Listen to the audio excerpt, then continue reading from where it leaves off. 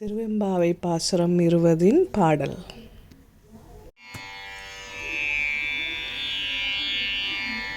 போற்றியருளுகனின் ஆதியாம் பாதமலர் போற்றியருளுகனின் அந்தமாம் சிந்தளிர்கள் போற்றியருளுகனின் ஆதியாம் பாதமலர் போற்றியருளுகனின்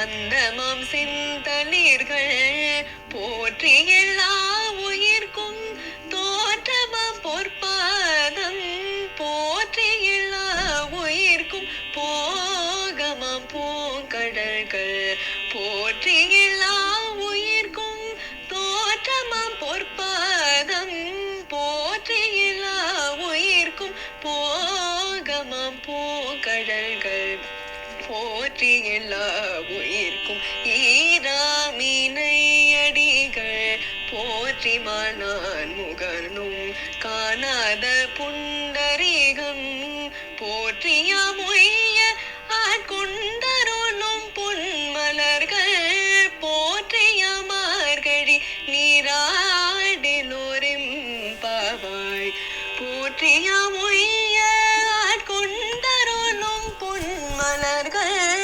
போற்றியாமார்கழி நீராடிலோரிம் பாவாய்.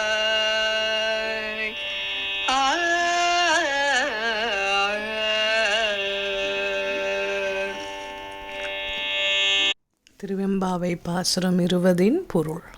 சிவபெருமானே, எல்லாவற்றுக்கும் முதலாவதான உன் பாத மலர்களை வணங்குகிறோம்.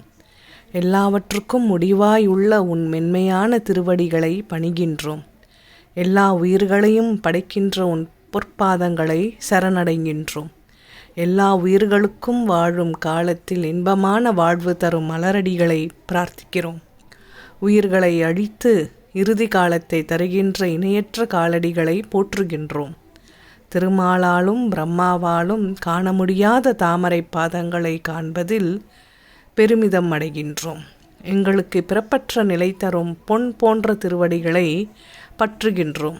இவ்வாறு உன்னோடு ஐக்கியமாகி உன் நினைவுகளுடன் நீர்நிலைகளில் நீராடி மகிழ்கிறோம்.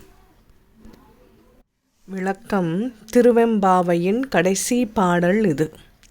இறைவனை வணங்கினால் போதுமா? மனம் ஓரிடத்திலும் கைகள் மட்டும் வணங்கிய நிலையில் இருப்பதால் என்ன லாபம்? மாணிக்க வாசகர் தன் பார்வையை இறைவனின் முகத்தின் மீது செலுத்தினாரா? அவரது திருவடியை வைத்த கண் வாங்காமல் பார்க்கிறார். அவனது பாத தரிசனம் கிடைத்தால் போதும். வாழும் போதும் இன்பம், மறைவுக்கு பிறகும் இன்பம் என்கிறார். நாளை முதல் திருப்பள்ளி எழுச்சி பாடுவார் மாணிக்க வாசகர்.